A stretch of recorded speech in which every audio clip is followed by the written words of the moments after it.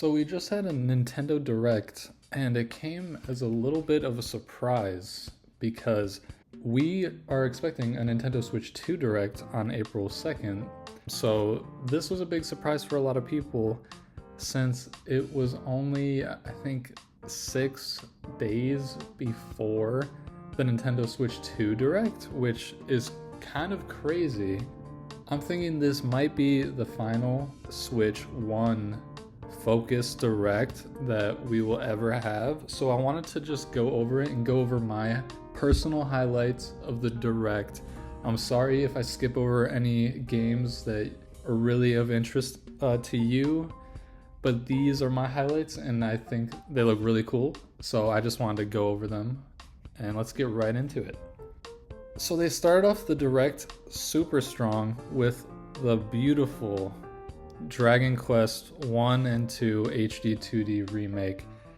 And these games are just absolutely gorgeous. The HD 2D art style, I love it personally.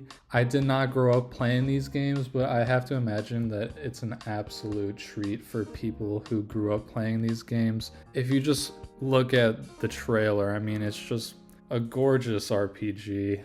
To be honest, I am not a huge RPG player, JRPG player, but if the art style is right, I like to check these type of games out because I think when I connect with a certain art style, it really allows me to be pulled into that universe and story. The next game that caught my eye was Raido Remastered, and this is an Atlas game, so it looks a lot like Shin Megami Tensei.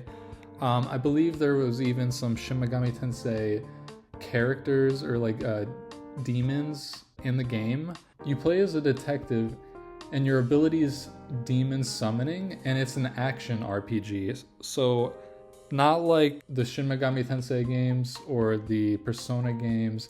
This one is action based, which is something a little more interesting to me. I like action-y games. So, and the art style looks great. This is a game that not a lot of people know about, and I'm super interested in checking it out.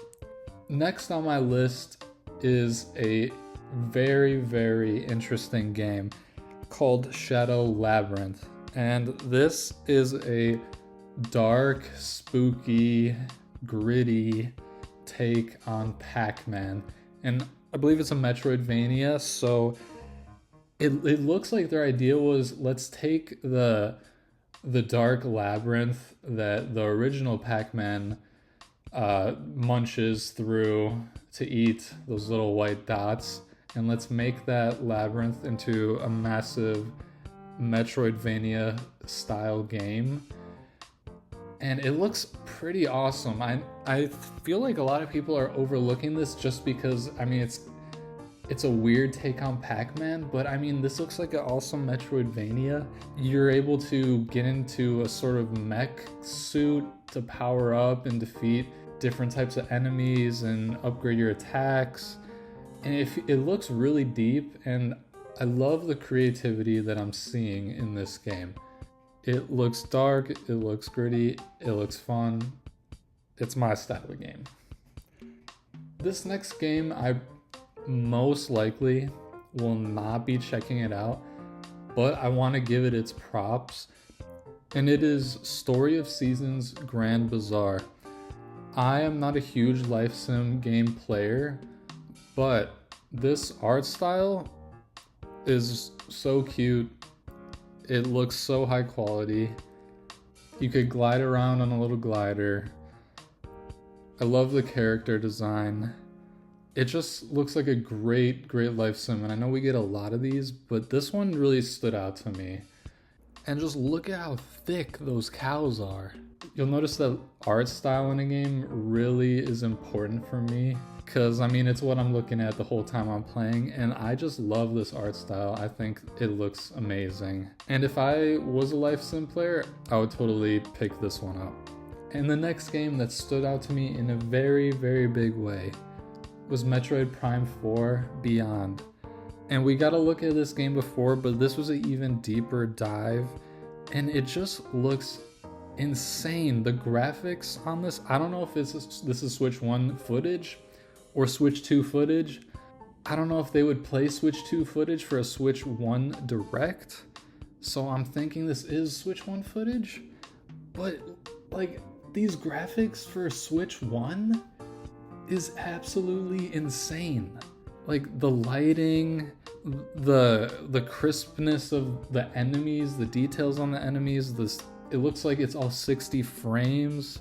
I mean, it just looks amazing. And we got insight on the gimmick for this game, which is Samus has psychic abilities. So they don't tell us much about it other than it'll be utilized to do puzzles. So the thing about these games, I've actually only played Metroid Prime 1, but the puzzles in these games are what make it really fun, because it's kind of like almost like a Zelda dungeon and kind of like a first-person Metroidvania. I don't know what I'm trying to say, but you're going to use this psychic ability to kind of work your way through the map, and it's really satisfying when you figure out how to unlock new areas, how to get past certain obstacles, and it looks like this psychic ability is going to be utilized to do that, and it's also going to be utilized in battling as well.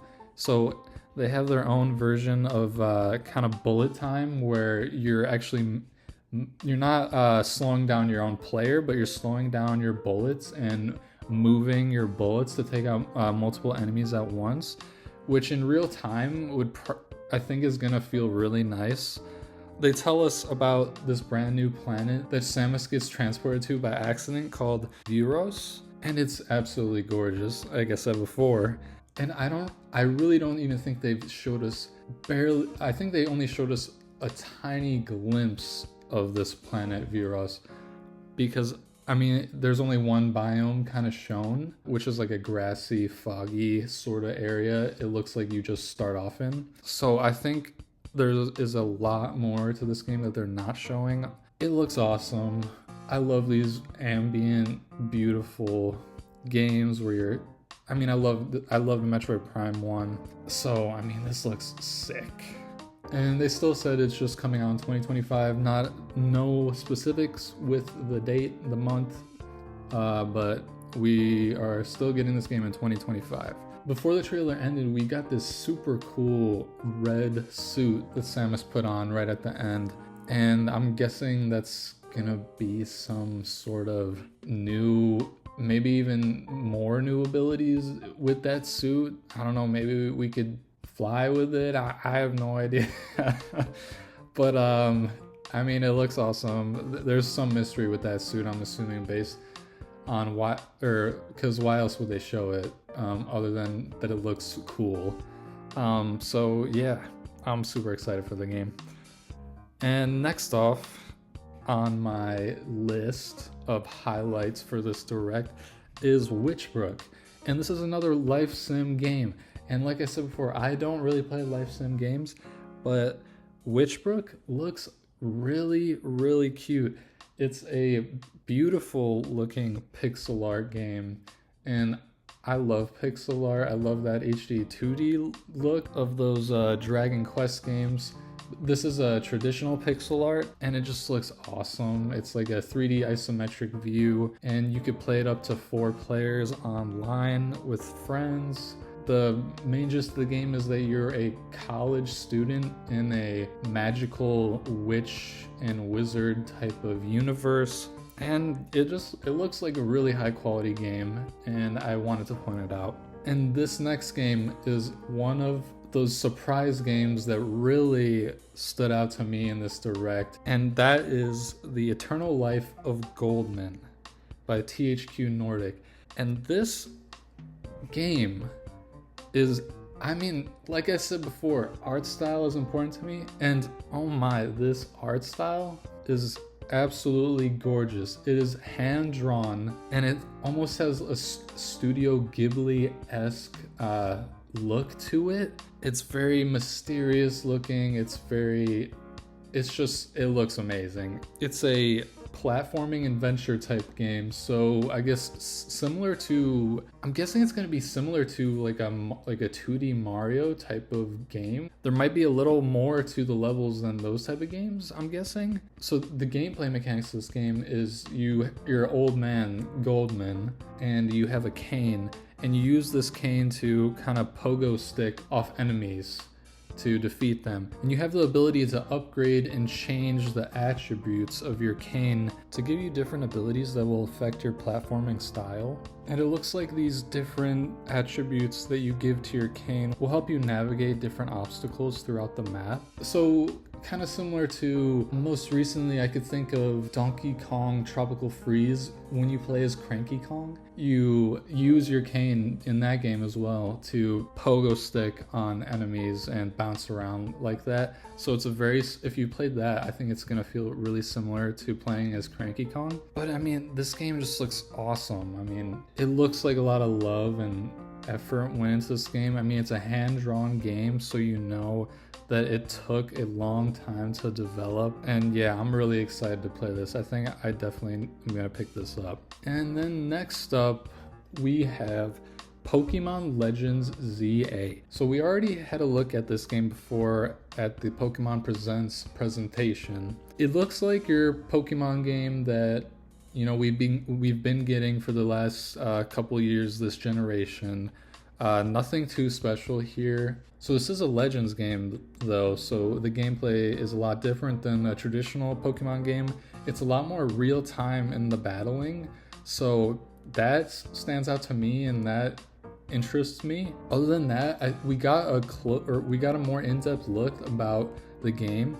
We got to see the day and night cycle. And what they're doing is, nighttime is when you're battling, which is kind of funny. Like, you're in the city and nighttime is when things are going down, when people are battling in the streets. So there's that. Which, I mean, it's kind of a fun gimmick that they're introducing.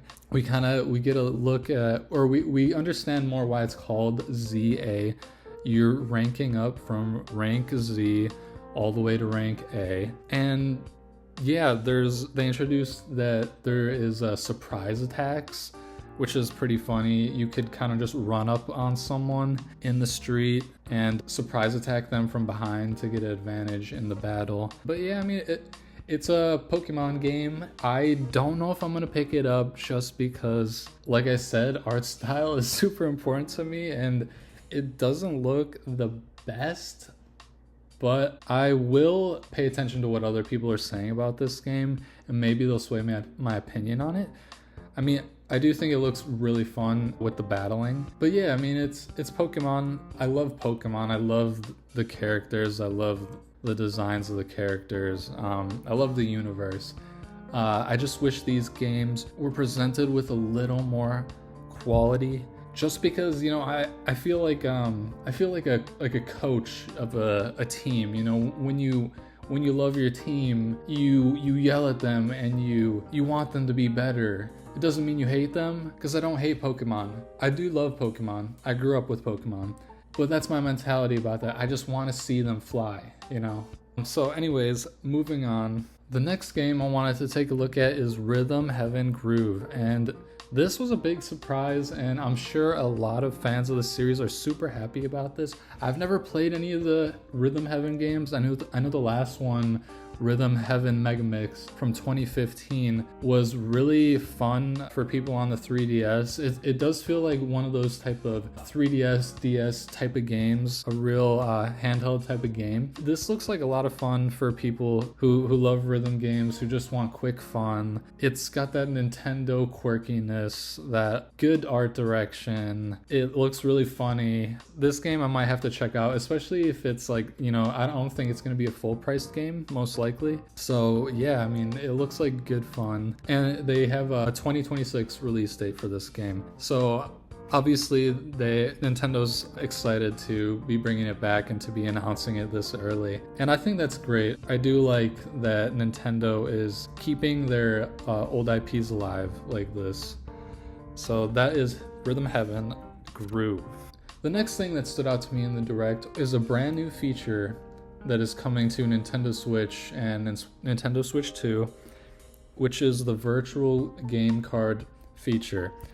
And this was a little confusing. This was confusing in the sense that we are not completely sure what abilities that we had before with playing games on multiple Switches are going to be taken away and what is going to be introduced. I think people, and certainly me, are all a little bit confused on that aspect. What is changing? What will I not be able to do that I was able to do in the past on multiple Switch systems, sharing with my family, with my siblings, or whatever situation that you have. But I wanted to talk about the main plus side of this feature, and the main thing that excites me about this new feature is game sharing. And this is awesome because digital games are going to act just like physical game cartridges now, hence the name virtual game cards. So this feature pretty much allows you to rent out your games, your virtual games, to your friends or your family. All you have to do is connect your Switches together physically one time, and then you're able to share your games remotely anytime. So you're able to rent out a game to a friend for up to 2 weeks at a time, and then they'll shoot right back to your system. But I think this is awesome because there are a lot of games, like I said, like those life sim games, like some JRPGs that I'm not sure I want to spend my money on, but I do have friends who are into these games. So that excites me because I'm going to be nagging them to rent their games out to me so I could try them out, because I think this might kind of broaden my horizons and my gaming tastes. So I think it's good for Nintendo. It's definitely a great idea for them, because it's going to introduce people to new gaming genres, and maybe that'll lead to a purchase down the road. And it's good for us too, because we're going to be able to try out games without having to buy them. And I'm sure that once the 2 weeks is up, we could just ask for them back again. So we could probably play whole games for completely free if we wanted to. This is a cool idea. In the Direct, it was a little confusing, but I'm super excited for it, and I can't wait to try it out. Next, we got a little sizzle reel, and 2 games that stood out to me on that sizzle reel was Star Overdrive. And in this game, it looks like you're gliding around in a beautiful world on a hoverboard, and it looks like there's some exploration, some puzzles, some battling, kind of Breath of the Wild-ish, but you're skating around on a hoverboard, flying around. It looks pretty fun to me, so that stood out to me. And then we have King of Meat, which also stood out to me. And this stood out to me because I'm always looking for new multiplayer games to play, either online or couch co-op with friends. I always want to try to find something new that isn't your basic Super Smash Bros, Mario Party. So any new type of multiplayer games, I always try to check out. And this looks really fun. It looks pretty goofy, pretty high intensity. So yeah, that's King of Meat. Then really quickly, we got Monument Valley 1, 2, and 3 coming to the Switch. If you've ever played Captain Toad Treasure Tracker, it looks like a very similar gameplay style to that, and I love that game. But the art style, this is a lot more contemporary, I think is the word. It's a very cool looking, mysterious game, and I just wanted to quickly point it out, because I know a lot of people enjoy puzzle games, and this looks like a really high quality puzzle game. Next up, we got Everybody's Golf Hot Shots. And this is a fun looking arcadey type of golf game. There's some crazy gameplay modes that you could play to spice up the game of golf. I like golf games. I think these are great games to play on the couch with friends. You could have a conversation while you play a golf game, you know. So yeah, I mean, this looks super fun. I think I'm gonna check this one out. I honestly don't play golf that much in real life at all. With golf video games, I'll check those out. So next up, we got a game that I'm very excited for, because it is a beat 'em up game by the developer Dotemu. And if you are familiar with Ninja Turtles Shredder's Revenge, they created that game. And this is a brand new Marvel beat 'em up style game. And I mean, I love Shredder's Revenge. That is such a high quality beat 'em up, and that is so fun to play with friends. This is the same type of concept, but it's Marvel characters. You got the retro style, and it looks great. You can play up to 4 players, local or online. Yeah, it looks super high quality. I mean, I'm sure it is going to be because it's Dotemu. So I'm super excited for this game. I think this one is a must buy for me. And then lastly, the last game announcement of the Direct, and quite possibly the last Nintendo Switch 1 game Direct announcement that we might be getting ever. Tomodachi Life, Living the Dream. And I never played the original Tomodachi Life, but I always thought these games look super fun, super funny. I've watched Peanut Butter Gamer talk about Tomodachi Life, and it's just such a quirky Nintendo game. I love that they're acknowledging and showing off these funny Miis. I love Miis. Hopefully they bring back a little more focus on Miis for the Nintendo Switch 2. I don't know, I just love Miis. Like they said in the Direct, it's the first new entry in over 10 years. So they're keeping this IP alive, and I think it looks super funny, super fun. I think I need to pick this one up. Like I said, I never played the first one. But I like the humor. I love the Mii humor. I love how just funny and quirky it looks. And they gave it a release date of 2026. So they got us something to look forward to for the Switch 1 all the way until 2026, which is awesome that they're still supporting the Switch 1 in the year of 2026. But wait, that is not the last announcement of this Nintendo Switch Direct, because Miyamoto-san shows up to tell us about the Nintendo Today app.